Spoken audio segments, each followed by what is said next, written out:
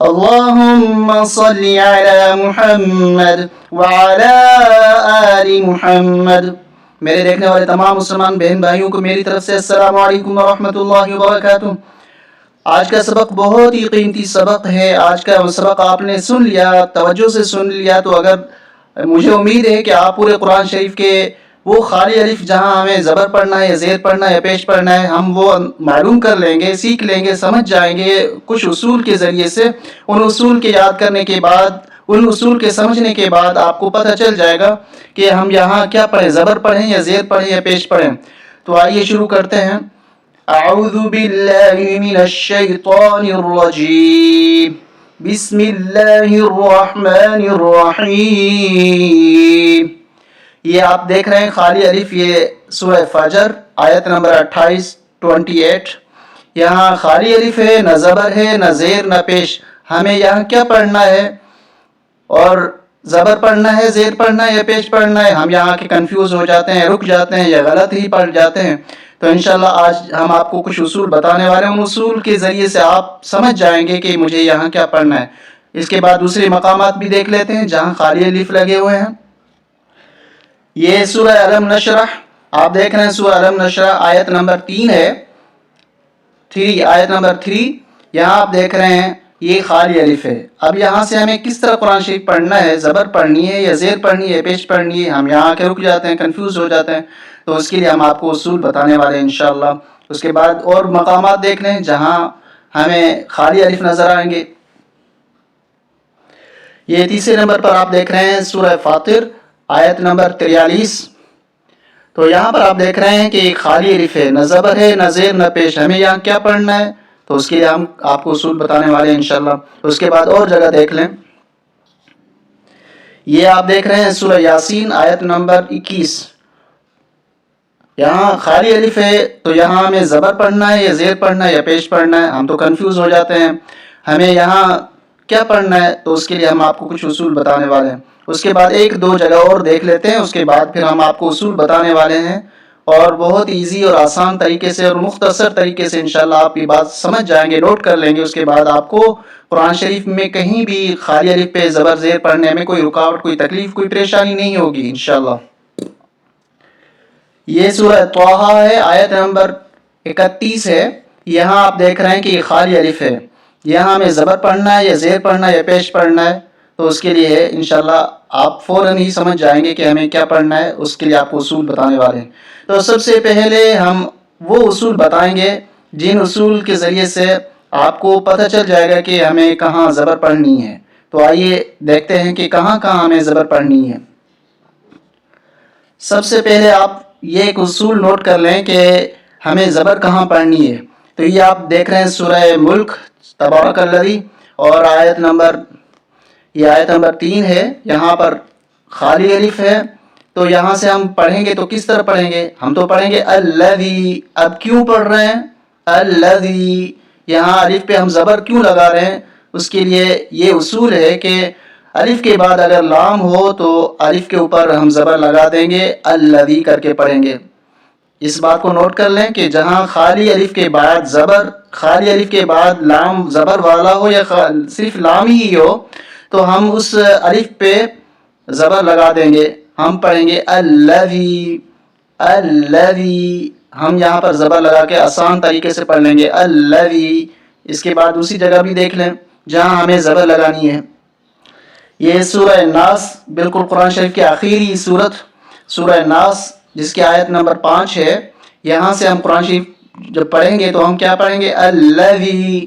یہ خالی الف ہے، یہاں پر ہم زبر لگا دیں گے الذی یوسوس۔ ہم یہاں الف پہ زبر کیوں لگا رہے ہیں؟ اس لیے کہ الف کے بعد لام ہے، جب بھی الف کے بعد لام ہوگا تو ہم الف پہ زبر لگا کے پڑھیں گے الذی۔ یہ دو جگہ ہو گئی، ایک اور جگہ دکھا دیتے ہیں، پھر اس کے بعد انشاءاللہ ہم آپ کو وہ جگہ دکھائیں گے جہاں زیریں پڑھی جاتی ہیں، جہاں پیشیں پڑھی جاتی ہیں۔ یہ آپ دیکھ رہے ہیں سورہ ماعون آیت نمبر 6۔ یہاں پر ہم جب آئیں گے، یہاں پر پڑھیں گے تو کس طرح پڑھیں گے الذین۔ الذین یہاں پر الف پہ ہم زبر لگا دیں گے، کیوں؟ اس لیے کہ الف کے بعد لام آ رہا ہے، الف کے بعد لام ہو تو اس الف پہ زبر ہی لگایا جاتا ہے، تو ہم پڑھیں گے الذین هم یراؤون۔ اسی طریقے سے آپ سورہ فاتحہ جب شروع کرتے ہیں تو الحمدللہ رب العالمین، تو الف کے بعد لام آ رہا ہے، تو لام کی وجہ سے الف کے اوپر زبر آ جائے گا، الحمدللہ رب العالمین۔ تو یہ ایک اصول تو آپ کو سمجھ میں آ گیا کہ الف کے بعد اگر لام ہو تو ہم ایزی آسان طریقے سے ہم الف کے اوپر زبر لگا کے ہی پڑھیں گے۔ الذین، الذی کئی جگہ استعمال ہوا ہے، الذی وہاں خالی الف ہوتا ہے، ہم الذی پڑھیں گے، یہاں ہم الذین پڑھیں گے۔ اس کے بعد اگلا اصول جہاں ہمیں زیریں پڑھنی ہیں، سب سے پہلی جگہ ہم نے جو دکھائی تھی آپ کو سورہ فجر کی آیت نمبر 28، یہاں خالی الف ہے، یہاں خالی الف پہ ہمیں کیا پڑھنا ہے؟ الف کے بعد لام ہوتا تو ہم الف کے اوپر زبر لگا کے پڑھتے، لیکن الف کے بعد لام نہیں ہے، تو اس کے لیے ہم یہ اصول ہے کہ تیسرے حرف کو دیکھا جائے۔ 1 2 3، تیسرا حرف ہے جیم، جیم کے اوپر زیر ہے، تو اس لیے ہم یہاں پر الف کے نیچے زیر لگا کے پڑھیں گے ارجعی۔ اگر تیسرے نمبر پہ زیر نہ ہوتا، زبر ہوتا، تب بھی ہم زیر لگا کے پڑھتے، یعنی تیسرے حرف پہ زیر ہو یا زبر ہو، دونوں صورتوں میں ہم زیر لگا کے پڑھیں گے ارجعی۔ اب یہ میں نے آپ کو بتایا کہ تیسرے حرف پہ زیر ہے، جس کی وجہ سے ہم خالی الف پہ زیر لگا کے ہی پڑھ رہے ہیں ارجعی۔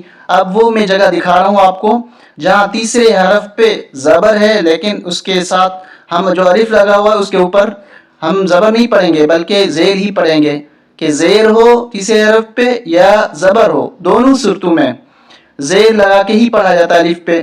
تو آئیے دیکھتے ہیں، تیسرے نمبر پہ زبر ہے اور شروع والے الف پہ ہم زیر لگا کے ہی پڑھیں گے۔ ہم آپ کو وہ اصول بتا رہے تھے کہ الف پہ زبر نہیں پڑھنی بلکہ زیر پڑھنی ہے، تو تیسرے حرف پہ دیکھا جائے گا کہ کیا ہے۔ یہاں پر یہ خالی الف ہے، اس کے بعد دوسرا را ہے، اس کے بعد تیسرا حرف ہے زبر، زبر یا زیر ہو، دونوں صورتوں میں خالی الف پہ زیر پڑھا جاتا ہے۔ تو ایک مثال تو میں نے دے دی، جہاں تیسرے حرف پہ زیر تھی، ارجعی زیر تھی، تو ہم نے خالی الف پہ زیر لگایا۔ اب یہاں کہ خالی الف ہے، اس کے بعد تیسرا حرف، اس کے اوپر زبر ہے، زبر یا زیر دونوں صورتوں میں خالی الف پہ زیر لگایا جاتا ہے، تو یہاں پر بھی ہم زیر لگا کے پڑھیں گے۔ وقال ارکبوا، یہاں ملا کے پڑھ رہے ہیں تو اس وجہ سے وقال پڑھ رہے ہیں، لیکن اگر یہاں رک کے ہم پڑھیں گے وقال ارکبوا، یہاں خالی الف پہ زیر لگا کے پڑھیں گے۔ کیوں؟ اس لیے کہ تیسرے حرف پہ زبر یا زیر، یہاں زبر ہے تو اس لیے الف پہ زیر لگے گا، زیر ہوتی تب بھی الف پہ زیر لگے گا، تو یہاں ہم پڑھیں گے وقال ارکبوا فیہا بسم اللہ مجریہا، بسم اللہ مجریہا۔ یہ آیت نمبر 41 ہے سورہ ہود۔ اس کے بعد یہ ایک اصول تو آپ کو سمجھ میں آ گیا کہ الف کے بعد اگر لام ہو تو ہمیں زبر ہی لگانی ہے الف کے اوپر، اور اگر الف کے بعد لام نہیں ہے تو تیسرے حرف کو دیکھا جائے گا کہ تیسرے حرف پہ زبر یا زیر ہے، زبر ہو تب بھی خالی الف پہ زیر لگے گا، زیر ہو تب بھی خالی الف پہ زیر لگے گا، دو اصول۔ اب آتے ہیں تیسرے اصول کی طرف کہ جہاں خالی الف ہو وہاں ہم تیسرے حرف کو دیکھیں گے، اور تیسرے حرف پہ اگر پیش ہوگی تو ہم خالی الف پہ پیش لگا دیں گے۔ تو آئیے وہ جگہ دکھاتے ہیں اور وہ سمجھاتے ہیں آپ کو۔ یہ آخری اصول ہم آپ کو بتانے جا رہے ہیں کہ یہاں الف کے بعد تیسرا حرف اس کے اوپر پیش ہے، اگر الف کے بعد لام ہوتی تو الف کے اوپر ہم زبر لگا لیتے، یہاں لام نہیں ہے تو تیسرا حرف دیکھیں گے، تیسرے حرف پہ زبر یا زیر ہوتی، دونوں صورتوں میں ہم یہاں زیر لگا لیتے، زبر بھی نہیں زیر بھی نہیں، تو ہم پیش ہے تو اس لیے ہم یہاں پیش لگائیں گے۔ یہاں کس طرح پڑھیں گے؟ اشدد بہ ازری، اشدد بہ ازری۔ امید ہے کہ آپ کو یہ سارے اصول سمجھ میں آ گئے ہوں گے، دوبارہ ایک دفعہ سن بھی لیں، اور جو مثالیں سورہ یاسین کی وہاں پر بھی ہم اتبعوا پڑھیں گے، وہ آپ کو دکھا بھی دیتا ہوں، اور ارجعی جو سورہ فجر کی یہ آیت ہے اس میں بھی وہاں خالی الف ہے، تیسرے نمبر پہ زیر ہے، تو ارجعی وہاں زیر پڑھیں گے۔ تو یہاں ہمیں کیا پڑھنا ہے؟ پیش پڑھنا ہے، اشدد بھی ازری۔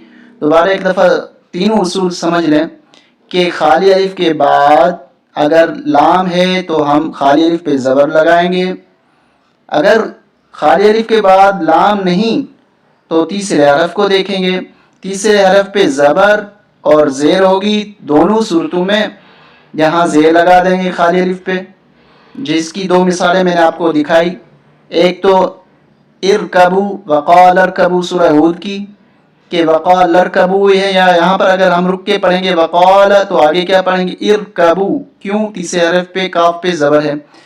اور اسی طریقے سے ارجعی کی مثال، اسی طریقے سے اتبعی اتبعو سورہ یاسین کی، اور سورہ فاطر کی استکبارن یہاں پر تا ہے تیسرے نمبر پہ، تو تیسرے حرف کی وجہ سے ہم شروع میں خالی الف پہ زیر لگا رہے ہیں یہ سارے اصول آپ کو سمجھ میں آ گئے ہوں گے۔